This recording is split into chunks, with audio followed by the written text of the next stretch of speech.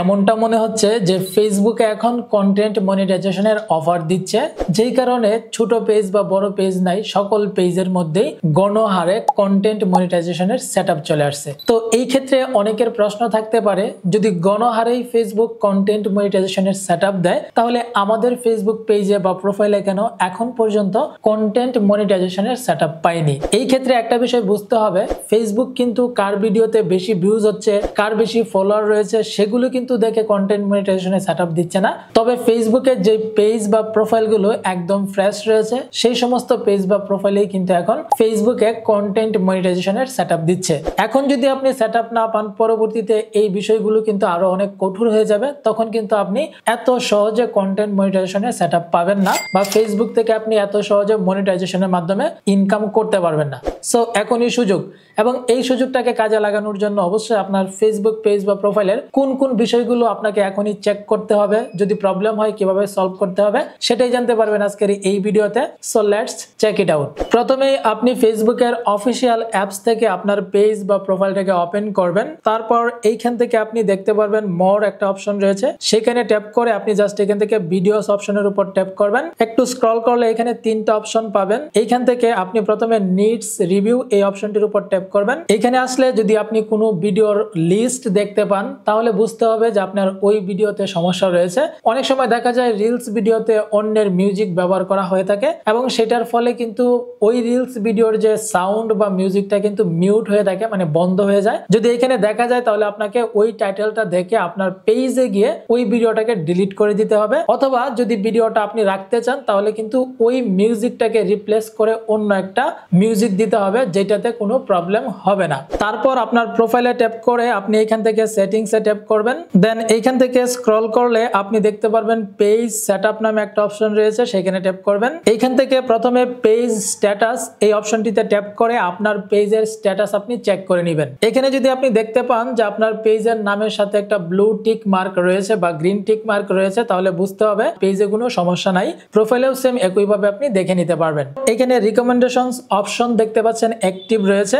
আপনি এখানে ট্যাপ করার পর যদি দেখেন যে এটা রিকমেন্ডেবল রয়েছে, তাহলে কিন্তু আপনার ভিডিও বা পেজটাকে কিন্তু নতুন নতুন অডিয়েন্সের কাছে ফেসবুক সাজেস্ট করবে, কোনো প্রকার সমস্যা নেই। এই ক্ষেত্রে কিন্তু আপনি মনিটাইজেশন পাবেন। তবে এখানে অনেকের কিন্তু নট রিকমেন্ডেবল থাকে, তারপরেও কিন্তু সেটআপের অপশন দেয়। কিন্তু যদি গ্রোথ এট রিস্ক থাকে এবং নট রিকমেন্ডেবল থাকে, আপনি মনিটাইজেশন পাইলেও কিন্তু আপনার ভিডিওতে তেমন একটা ভিউজ হবে না, ভাইরাল হবে না। আর যেহেতু এখন ইনকাম কম, সো ওই ক্ষেত্রে কিন্তু আপনি তেমন একটা ইনকাম করতে পারবেন না। আর তার জন্য প্রথমে আপনার ভিডিওগুলো আপনি ভালোভাবে চেক করবেন। যেই ভিডিওগুলো আপনার একটু সমস্যা জাতীয় মনে হবে, সেগুলো আপনি ডিলিট করে বেশ কিছুদিন লাইভ করলেই কিন্তু আপনার পেজ বা প্রোফাইলটা কিন্তু রিকমেন্ডেবল হয়ে যাবে। তারপর এখান থেকে ব্যাকে এসে আপনি মনিটাইজেশন অপশনটি দেখতে পারবেন।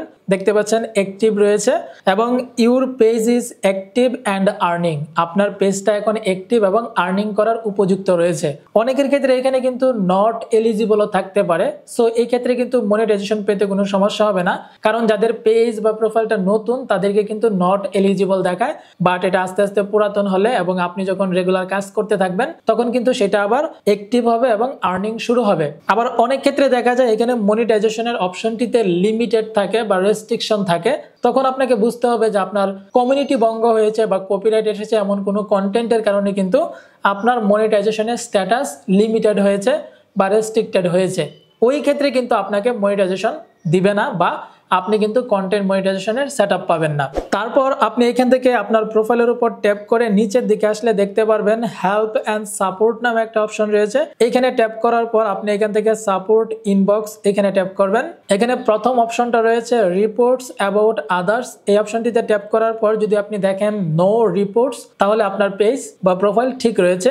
ব্যাকে আসার পর এখান থেকে ইউর অ্যালার্টস এখানে ট্যাপ করলে এখানেও যদি দেখতে পান নো ভায়োলেশনস, তাহলে আপনার পেজ ঠিক রয়েছে বা প্রোফাইলটা ঠিক রয়েছে।